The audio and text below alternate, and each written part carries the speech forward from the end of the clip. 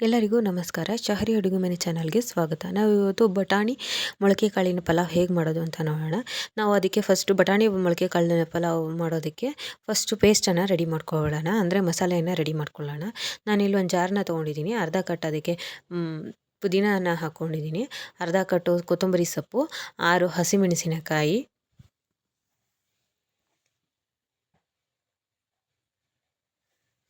ಒಂದು tea spoon ಜೀರಿಗೆ,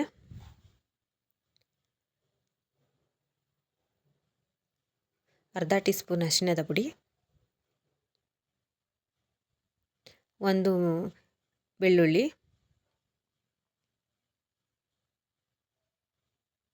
ಸ್ವಲ್ಪ ಶುಂಠಿ ಹಾಕ್ಕೊಂಡು ಈಗ ಸಣ್ಣದಾಗಿ ರುಬ್ಕೊಳ್ಳೋಣ. ನೋಡಿ, ಮಸಾಲೆ ರೆಡಿಯಾಗಿದೆ. ಈಗ ನಾವೀಗ ಒಂದು ಕುಕ್ಕರನ್ನು ತೊಗೊಳ್ಳೋಣ. ಅದಕ್ಕೆ 6ರಿಂದ 7 ಟೀ ಸ್ಪೂನ್ ನಾವು ಆಯಿಲನ್ನು ಹಾಕ್ಕೊಳ್ಳೋಣ. ಎಣ್ಣೆ ಕಾದ ನಂತರ ಗರಂ ಮಸಾಲೆಗಳನ್ನ ಹಾಕ್ಕೊಳ್ಳೋಣ. ಅಂದರೆ 2 ಚಕ್ಕೆ, 2 ಪಲಾವ್ ಎಲೆ, 4 ಲವಂಗ, 2 ಏಲಕ್ಕಿ, 4 ಕಾಳುಮೆಣಸು ಹಾಕ್ಕೊಂಡು ನಂತರ ಈರುಳ್ಳಿಯನ್ನು ಹಾಕ್ಕೊಳ್ಳೋಣ. ಈರುಳ್ಳಿಯನ್ನು ಒಂದು ಅರ್ಧ ನಿಮಿಷಗಳ ಕಾಲ ಚೆನ್ನಾಗಿ ಫ್ರೈ ಮಾಡ್ಕೊಳ್ಳೋಣ. ಈರುಳ್ಳಿಯಲ್ಲಿರುವಂತಹ ಹಸಿ ಸ್ಮೆಲ್ಲು ಹೋಗಬೇಕು.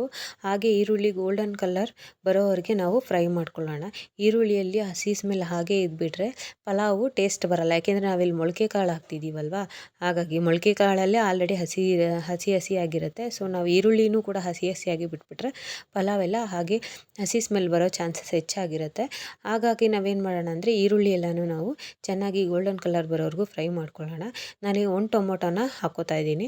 ಟೊಮೊಟೊನೂ ಅಷ್ಟೇ, ಟೊಮೊಟೊ ಚೆನ್ನಾಗಿ ಬೇಯೋವರೆಗೂ ನಾವು ಇಲ್ಲಿ ಒಂದು ಅರ್ಧ ನಿಮಿಷಗಳ ಕಾಲ ಈ ರೀತಿ ಮಿಕ್ಸ್ ಮಾಡಿಕೊಂಡು ಬೇಯಿಸ್ಕೊಳ್ಳೋಣ.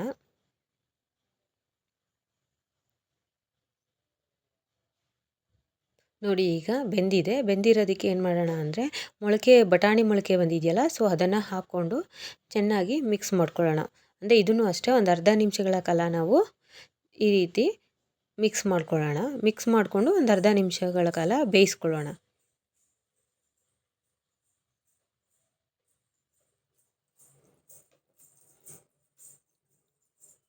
ಈಗ ನಾವು ರುಬ್ಬಿಟ್ಟುಕೊಂಡಿರುವಂತಹ ಪೇಸ್ಟನ್ನು ಹಾಕ್ಕೊಳ್ಳೋಣ. ಅದು ಅಷ್ಟೇ, ನಾವು ಪೇಸ್ಟಲ್ಲಿರುವಂಥ ನೀರಿನ ಅಂಶನೂ ಸ್ವಲ್ಪ ಹೋಗಬೇಕು. ಮತ್ತು ಹಸಿ ಸ್ಮೆಲ್, ಈಗ ಯಾವುದೇ ಆಗಲಿ ಪೇಸ್ಟಲ್ಲಿ ಅಂದರೆ ಮಸಾಲೆಯಲ್ಲಿ ಹಸಿ ಸ್ಮೆಲ್ ಇರುತ್ತಲ್ಲ, ಸೊ ಅದು ಹೋಗೋವರೆಗೂ ಚೆನ್ನಾಗಿ ಒಂದು ಅರ್ಧ ನಿಮಿಷಗಳ ಕಾಲ ನಾವು ಕೈ ಆಡಿಸೋಣ. ನೋಡಿ, ಈ ರೀತಿ ನೀರೆಲ್ಲ ಹಿಂಗಿದೆ. ಈ ಲೆವೆಲ್ವರೆಗೂ ನಾವು ಬೇಯಿಸ್ಕೊಳ್ಳೋಣ.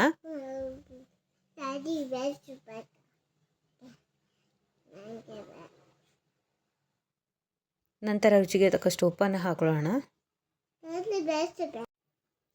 ನೋಡಿ, ಉಪ್ಪು ಹಾಕ್ಕೊಂಡು ಹೀಗೆ ಮಿಕ್ಸ್ ಮಾಡ್ಕೊಳ್ಳೋಣ.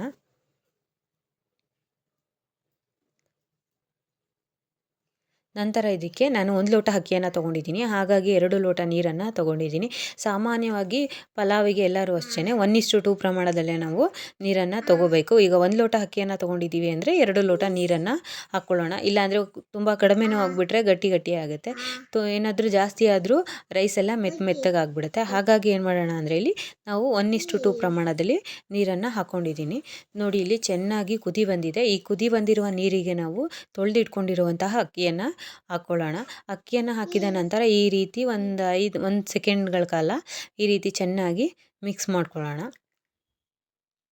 ಇದು ಅಷ್ಟೇ, ಅಕ್ಕಿ ಹಾಕಿದ ಮೇಲೆ ಕುದಿ ಬಂದ ನಂತರ ನಾವು ಮುಚ್ಚಳನ ಮುಚ್ಚಿ ಅಂದರೆ ಕುಕ್ಕರ್ ಮುಚ್ಚಳನ ಮುಚ್ಚಿ ಒಂದು 3 ವಿಷಲ್ ಹೊಡೆಸ್ಕೊಳ್ಳೋಣ. ಆವಾಗ ಪಲಾವ್ ರೆಡಿ ಆಗಿಬಿಡತ್ತೆ.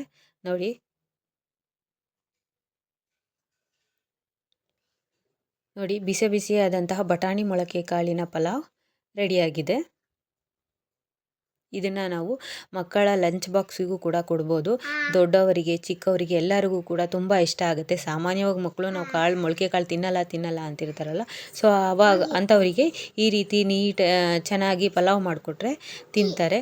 ಇದನ್ನು ನೋಡಿ, ಇದನ್ನು ಆದಷ್ಟು ಬಿಸಿಯಾದ್ರಲ್ಲೇ ತಿನ್ನೋದಕ್ಕೆ ತಿನ್ನಿ, ತುಂಬ ಚೆನ್ನಾಗಿ ಟೇಸ್ಟ್ ಬರುತ್ತೆ.